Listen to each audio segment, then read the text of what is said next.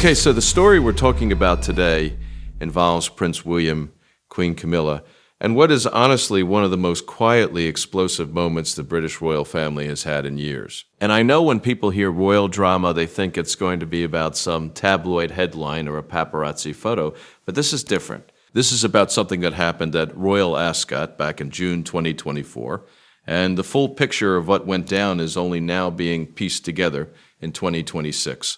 So let's get into it. Royal Ascot, for anyone who doesn't know, is one of those events where the British monarchy basically puts itself on display. Everyone is watching, every placement, every procession, every seat in that royal box means something. It's not just a horse race, it's a live performance of the royal hierarchy, and everyone involved knows exactly what that means, which is exactly why what happened on June 18th, 2024 was such a big deal. Prince William showed up that afternoon, walked into the private enclosure, and apparently stopped dead in his tracks because seated prominently in the royal box in the inner circle reserved for working royals and the direct line of succession were members of Camilla's family, the Parker Bowles family, not tucked away in some guest section or mingling with the aristocrats further out. They were right there in the most symbolically loaded seats at the entire event. Now here's the thing. That royal box is not just a fancy seating area.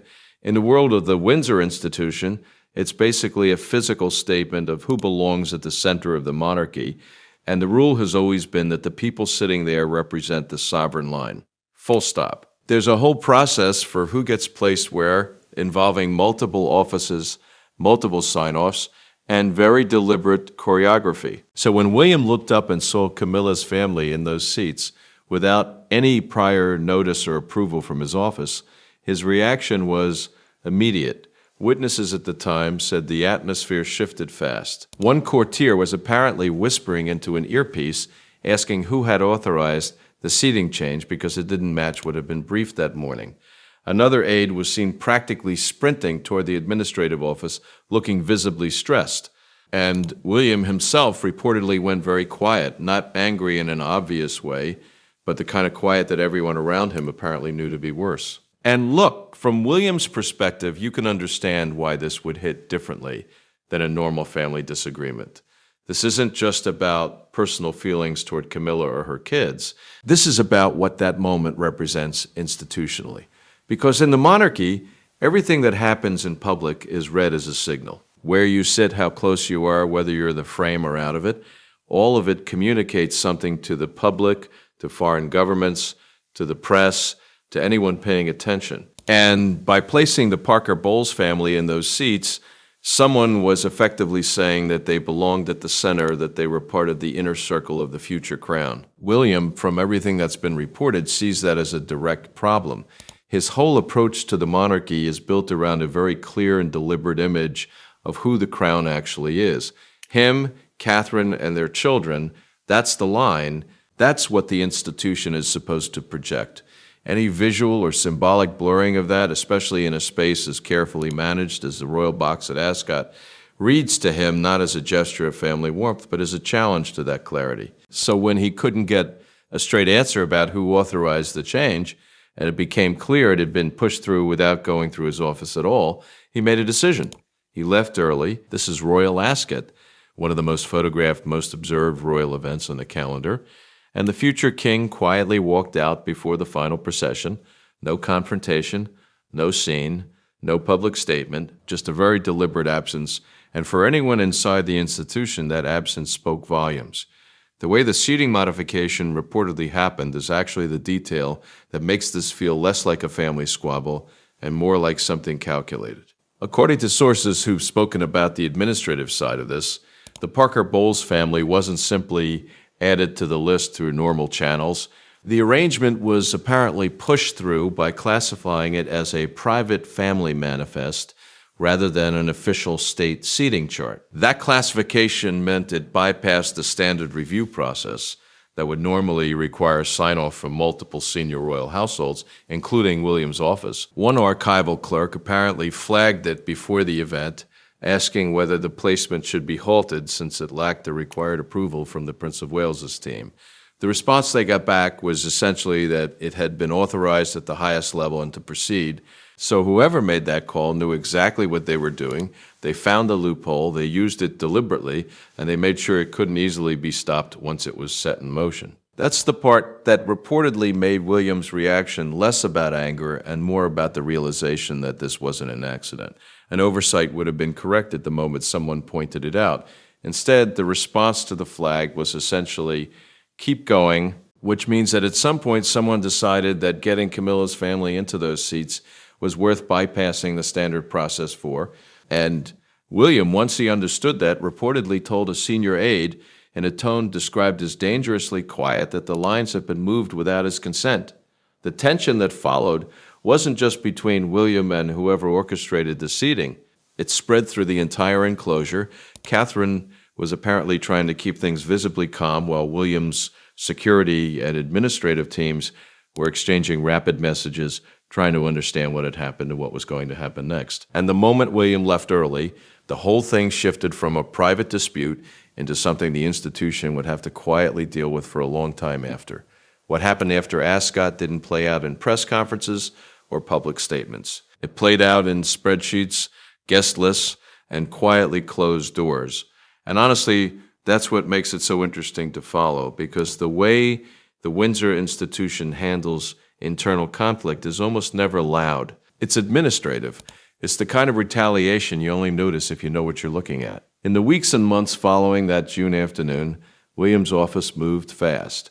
The first thing that reportedly changed was control over guest lists. Every ceremonial event going forward, garden parties, state banquets, formal appearances, all of it was pulled out of the General Household Administration and consolidated directly under the private office of the Prince of Wales. That might sound like a bureaucratic reshuffling, but in the context of the monarchy, it was massive, because what it effectively meant was that Camilla's circle lost its ability to quietly influence who showed up where and in what position.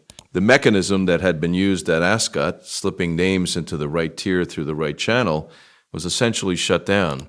At the same time, a separate process began around what insiders were calling a review of extended family hospitality.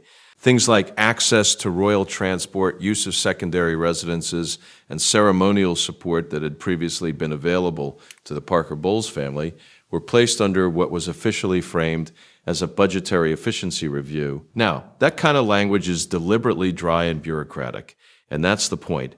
It gives the institution plausible cover for what is functionally a freezing out. You're not publicly saying someone is being cut off. You're saying you're reviewing expenditures, but the effect is the same. The access disappears.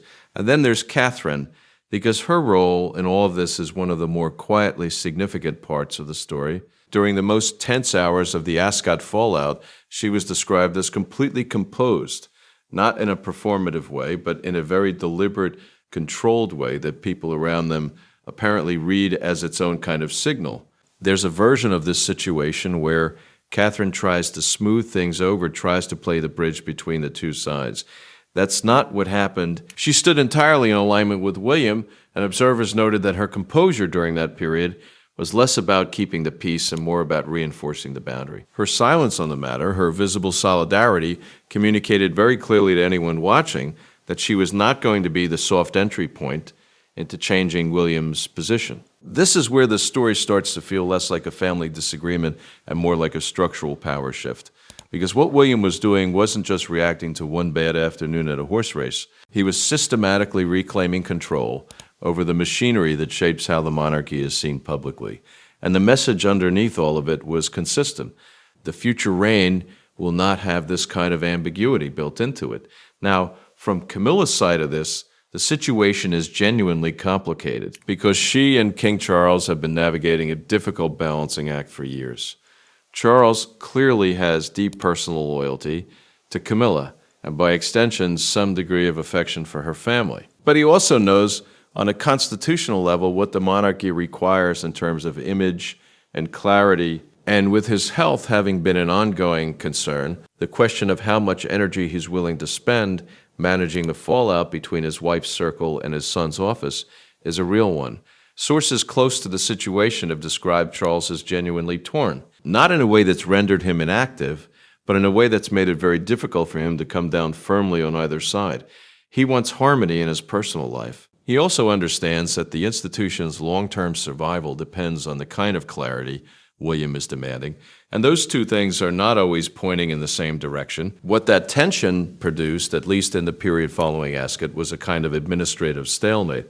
William's office was tightening its grip on the mechanics of public royal life. Camilla's circle was finding fewer and fewer pathways to maintain the visibility they'd been building for her family.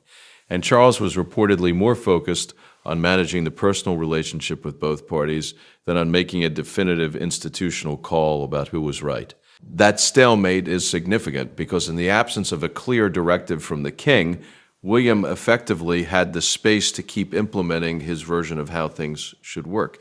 And he used it, the consolidation of guest list authority, the review of extended family access, the visible solidarity with Catherine.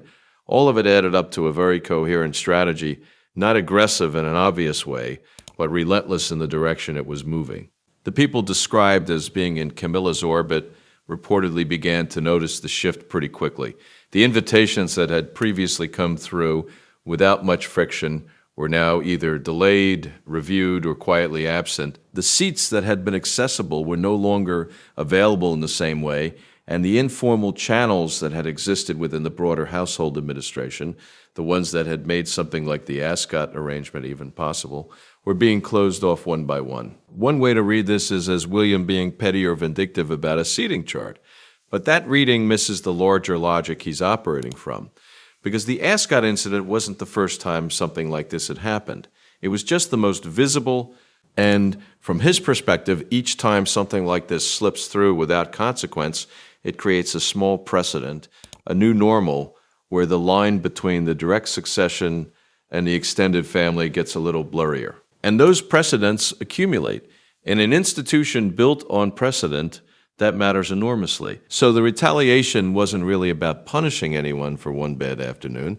It was about ensuring that the structural conditions that made the Ascot situation possible couldn't quietly reassemble themselves for the next event. William was plugging the holes, not just responding to the flood. By the time 2025 arrived, the situation had settled into something that looked like an uneasy equilibrium from the outside, but was actually a fairly decisive tilt in one direction. The Parker Bowles family's ceremonial visibility had diminished noticeably. Their presence at the most symbolically significant royal events had become less frequent and less prominent. And within the palace's administrative apparatus, the pathways that had once allowed quiet repositioning were substantially narrower. So where does all of this actually land? Because we've been building through the timeline, through the Ascot afternoon, through the administrative fallout, through the quiet strategic moves William made in the months after. And the natural question is, what does the monarchy actually look like on the other side of all this? The honest answer is that it looks more like what William has been pushing for all along. Smaller, sharper, and built around a very specific image of who the crown is, and the events that started with a seating chart at a horse race 2 years ago have ended up being a pretty clear demonstration of how institutional power actually works in the Windsor world. Not through arguments or press releases, but through the slow, patient control of access and visibility. There were 3 realistic ways the situation could have resolved. The first was a permanent open fracture where both sides essentially operated as competing camps indefinitely, each with their own agenda and their own version of what the monarchy should look like. That would have been genuinely damaging, not just internally but diplomatically. Foreign governments and international partners rely on the monarchy projecting a coherent image of continuity. A visibly divided House of Windsor would have raised real questions about institutional stability. And that's not a problem anyone on either side could afford to ignore forever. The second possibility was some kind of negotiated compromise, where Camilla's family retained a degree of social presence within royal life, but was quietly stripped of any real administrative weight. Present at events, but absent from the official record in any meaningful sense. A lot of people close to the situation apparently thought this was the most likely outcome for a while. It would have preserved the surface appearance of family unity while giving William most of what he actually wanted, practically. But observers who understand how these dynamics work inside the institution kept pointing out that half measures tend not to hold. You can't really occupy a middle position in the Windsor hierarchy indefinitely, the institution eventually forces clarity in one direction or the other. The third path, and the one that the evidence increasingly points toward, is what long-term palace observers have been calling a restoration of the slimmed-down model. A monarchy built around the absolute core of the working royal family, with a direct bloodline at the center and no peripheral figures carrying any symbolic weight. William has been moving toward this vision for years, and the Ascot incident, rather than derailing it, seems to have accelerated it, because it gave him a clear and concrete justification for every administrative tightening that followed. And this is the part that I find genuinely interesting from a strategic standpoint, because William never had to make a single dramatic declaration about any of this. He didn't have to call a press conference or issue a statement or publicly call anyone out. He just used the incident as the moment to consolidate control over the mechanisms that shape royal visibility, and then he let those mechanisms do the work quietly over time. That's a level of institutional patience that's actually quite remarkable when you step back and look at it.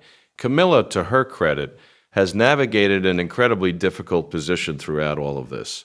She came into the royal family under circumstances that were never going to make her universally beloved, and she has built a genuine public role for herself over the years. Her relationship with Charles is clearly real and clearly matters to him. But the question of what her family's relationship to the institution looks like in the post-Charles era was always going to be complicated, and the Ascot situation essentially forced that question into the open earlier than anyone might have wanted. The Parker-Bowles family was never going to be part of the working royal structure in a formal sense.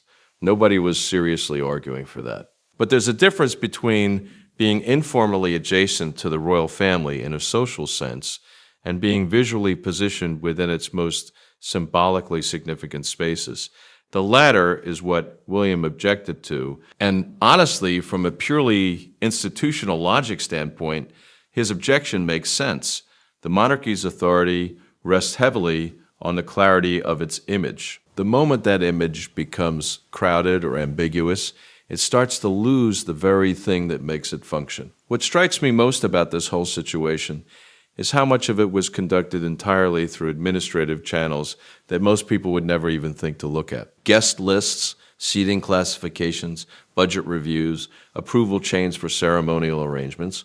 None of that is glamorous or dramatic, but all of it adds up to a very real form of power, and William clearly understood that from the beginning. The person who controls those channels controls the visual narrative of the institution. And the Ascot incident, whatever its original intention, ended up being the moment that control shifted decisively. Catherine's role in how this all resolved also deserves more attention than it typically gets, because she wasn't just a supportive presence standing quietly beside her husband. Her composure and alignment throughout this period sent its own message to everyone watching inside the institution. The future queen was not going to be a soft point of entry for anyone trying to negotiate a different arrangement. That kind of unified front is genuinely powerful in a world where personal relationships and informal channels often matter as much as official policy. Looking at where everything stands now, 2 years on from that afternoon at Ascot, the monarchy that William is preparing to lead looks clearer in its boundaries than it has in some time. The extended Parker-Bowles visibility has receded. The administrative controls are tighter, and the precedent that was being quietly built through arrangements like the Ascot seating has been interrupted. Whether that's the right outcome depends entirely on what you think the monarchy is actually for. If you believe it survives through strict institutional discipline and an unmistakable image of the direct line, then William's approach makes complete sense. If you believe it survives by becoming more human and more relatable over time, then the tightening looks more like rigidity. That tension has existed inside the Windsor institution for generations, and it's not going away anytime soon. What's clear is that a seating chart at a horse race in 2024 turned into one of the more revealing windows into how power actually operates inside the British monarchy. And William, whatever you think of his approach, handled it entirely on his own terms.